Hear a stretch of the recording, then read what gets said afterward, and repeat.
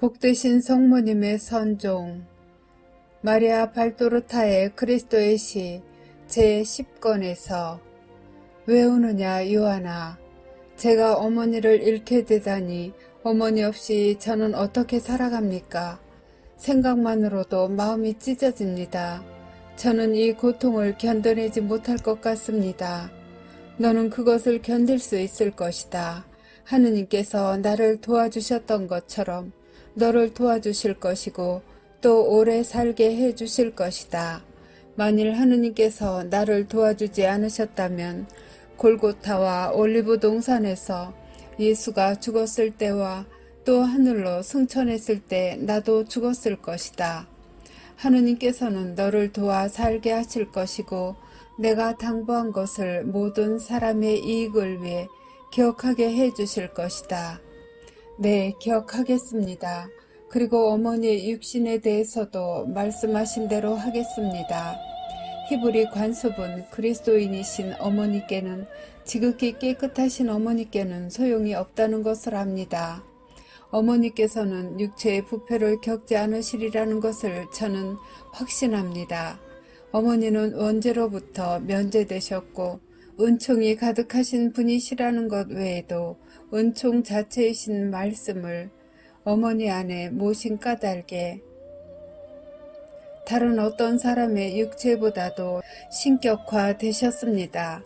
그러므로 어머니의 육신은 다른 사람들처럼 육체의 분해와 부패를 겪을 수가 없습니다. 그것은 어머니께 대한 하느님의 마지막 기적이 될 것입니다. 어머니께서는 현재의 모습 그대로 보존되실 것입니다. 그러면 울지 말아라. 성모님은 눈물을 흘리는 사도를 바라보시며 말씀하신다. 만일 내가 지금 내 모습대로 보존된다면 너는 나를 잃지 않는 것이 될 것이니 너무 슬퍼하지 말아라. 그러나 어머니가 부패를 면하신다 해도 저는 역시 어머니를 잃습니다. 저는 폭풍우와도 같은 고통에 휩쓸리는 것 같습니다. 어머니는 제 모든 것이셨습니다. 특히 제 부모가 돌아가시고 제 친형제와 사도들도 멀리 떠나가고 또 사랑하는 마르지안마저 베드로가 데리고 간 뒤로는 더 그렇습니다. 이제 저는 혼자인데 너무나 극심한 고통을 느낍니다. 요한은 성모님의 발 앞에 엎드리며 한층 더 크게 운다. 성모님은 요한에게 몸을 굽히시고 울부짖는 그의 머리에 손을 얹으시며 말씀하신다. 울지 말아라. 왜 내게 고통을 주느냐.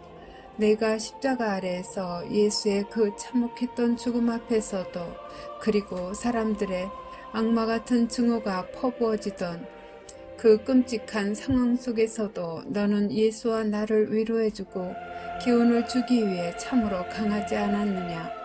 그런데 오늘은 반대로 이렇게 평화롭고 고요한 안식일 저녁에 내게 가까이 다가온 기쁨을 예감하고 있는 내 앞에서 그렇게 혼란에 빠지다니. 진정해라. 모든 것이 평화롭다. 그러니 너도 평화로워라.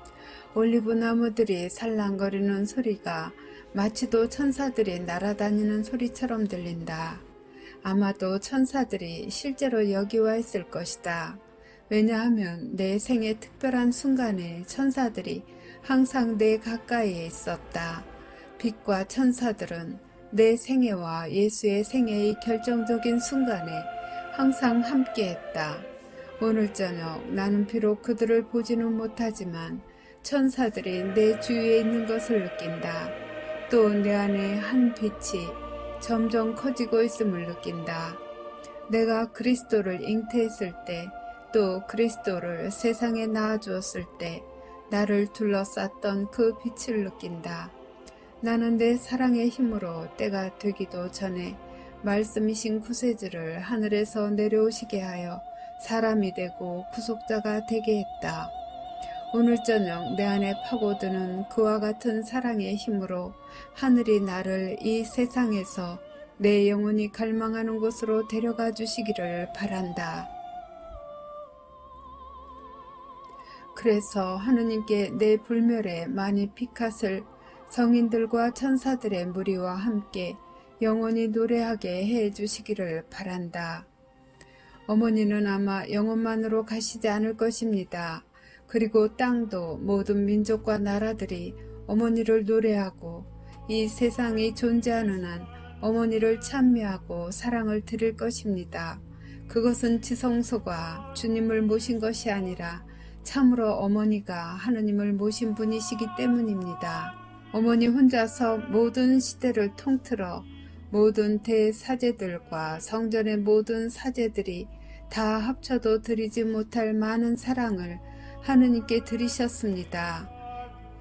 열렬하고 지극히 깨끗한 사랑을. 이 때문에 하느님께서 어머니를 지극히 복되게 하실 것입니다.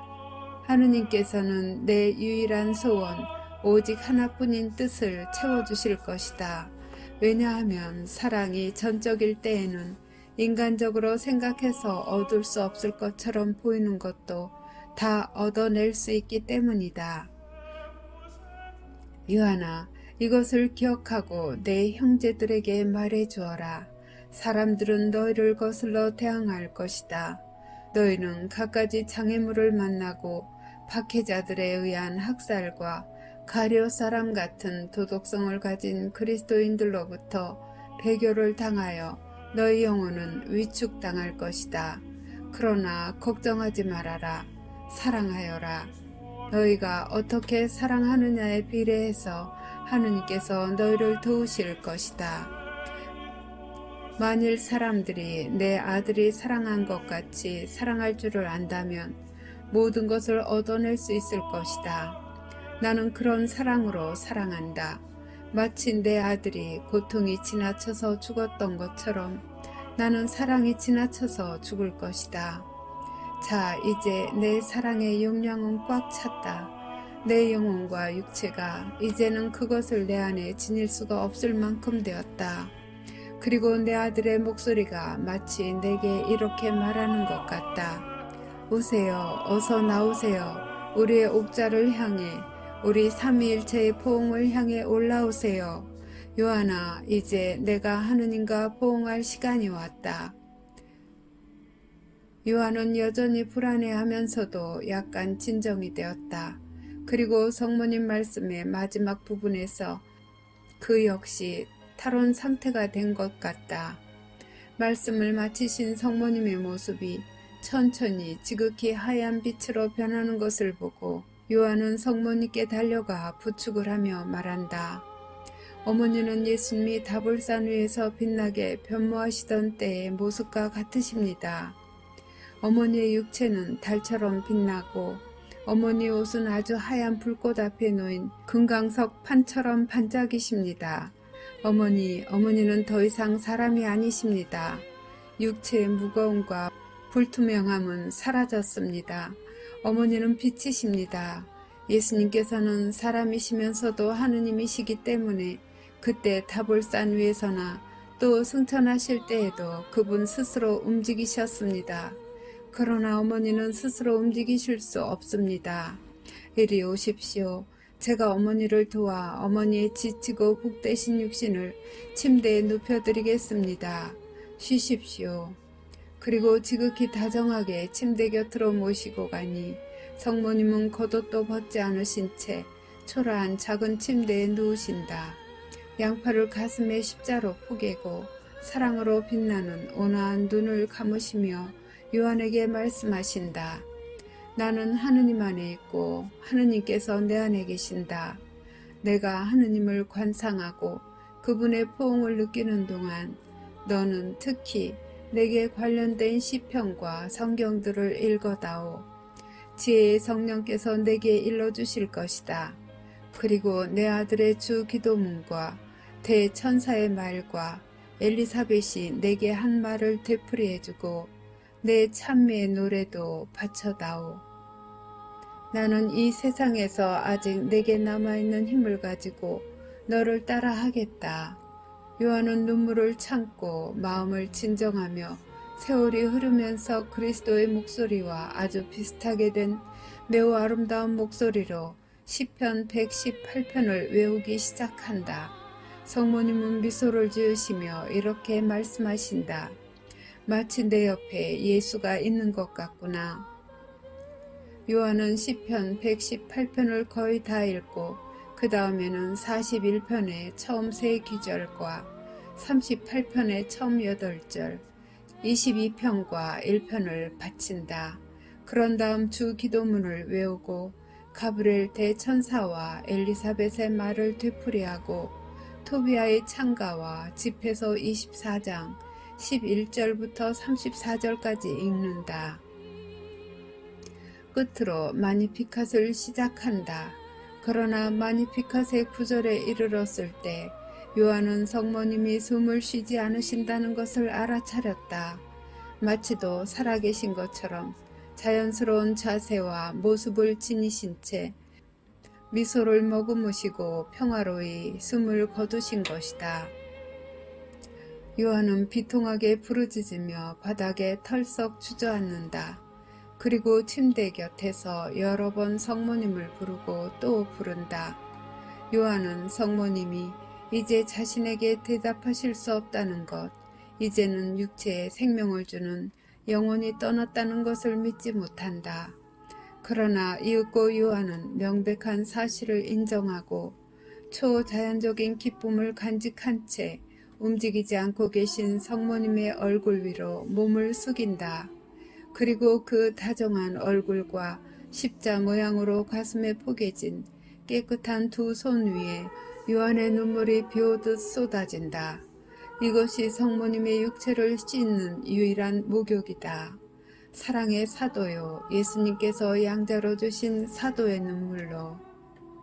극심한 고통이 어느 정도 지난 뒤 요한은 성모님의 소원을 기억하고 침대가에 늘어져 있는 넓은 겉옷자락과 베일자락을 모아서 겉옷자락은 몸 위에 펼쳐놓고 베일자락은 머리 위에 펴놓는다.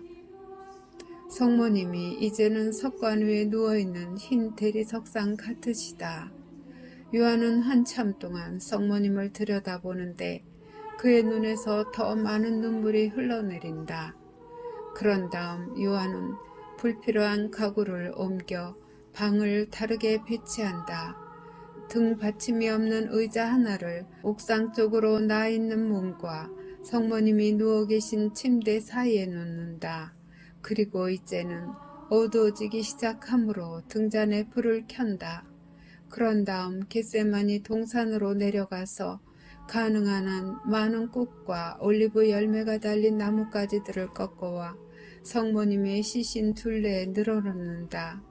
그리고 요한은 마치 성모님이 살아계시는 것처럼 말을 건넨다. 어머니는 항상 골짜기의 백합꽃, 우아한 장미꽃, 아름다운 올리브나무, 열매를 많이 맺는 포도나무, 거룩한 밀이삭이셨습니다. 어머니께서는 저에게 당신의 향기를 주셨고 생명의 기름과 힘을 주는 포도주, 그것을 합당하게 먹는 사람들의 영혼을 죽음에서 보호하는 빵을 주셨습니다. 이 꽃들은 어머니처럼 소박하고 깨끗하고 사랑스럽게 보입니다. 이제 등불을 어머니 침대 곁에 갖다 놓고 어머니를 지키고 어머니의 동무가 되어드리겠습니다. 그동안 저는 적어도 기적 중에 하나를 기다리며 기도하겠습니다. 첫째 기적은 베드로의 소원대로 베드로와 다른 사도들이 어머니를 다시 한번 뵐 수 있게 되는 것입니다. 그들에게는 니고데모의 하인을 시켜 기별을 하겠습니다. 둘째 기적은 모든 점에 있어서 아드님과 같은 운명을 가지신 어머니께서 아드님처럼 셋째 날이 끝나기 전에 다시 깨어나셔서 저를 2번 고아가 되지 말게 하셨으면 하는 것입니다.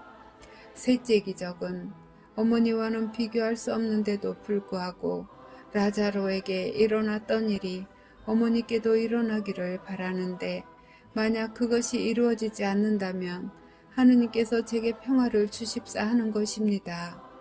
그러나 그 일이 왜 일어나지 말아야 하겠습니까? 야이로의 딸도 나임의 젊은이도 다시 살아났고 데오필로의 아들 라자로도 다시 살아났습니다. 물론 그때에는 선생님께서 그 기적을 행하셨지요. 그러나 비록 눈에 보이시진 않지만 선생님께서는 어머니와 함께 계십니다. 아니, 그런데 어머니는 정말 돌아가셨습니까? 모든 사람이 죽는 것처럼 돌아가셨습니까? 어머니의 영혼이 더 이상 당신 몸 안에 계시지 않으니 그런 뜻이라면 죽음이라고 말할 수는 있을 것입니다. 그러나 어머니의 죽음이 일어난 방식을 보면 저는 이것이 죄없고 은총이 가득하신 어머니의 영혼과 지극히 깨끗하고 동정이신 어머니의 육체가 잠시 일시적인 이별을 한 것뿐이라고 생각합니다. 언제 어떻게 어머니께로 다시 돌아올 생명의 재결합이 이루어질지는 모르겠습니다. 그러나 저는 그것을 참으로 확신하기 때문에 하느님께서 말씀이나 행동으로 어머니의 운명에 대한 진실을 제게 보여주실 때까지 여기 어머니 곁에 그대로 남아있겠습니다. 모든 것을 다 정리한 요한은 등잔을 침대 가까이 바닥에 내려놓고 의자에 앉아 기도하면서 누워 계신 성모님을 들여다본다.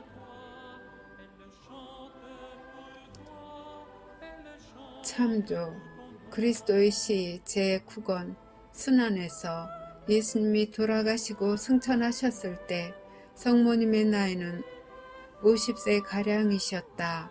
제9권 420조 그리고 성심의 사도 복료 요세파 수녀의 일기 1923년 8월 15일 수요일에 성모님께서는 당신의 나이가 73세였을 때 돌아가셨고 3일째 되는 날 천사들의 무리가 당신의 육체를 천국으로 모셔왔다고 말씀하셨다.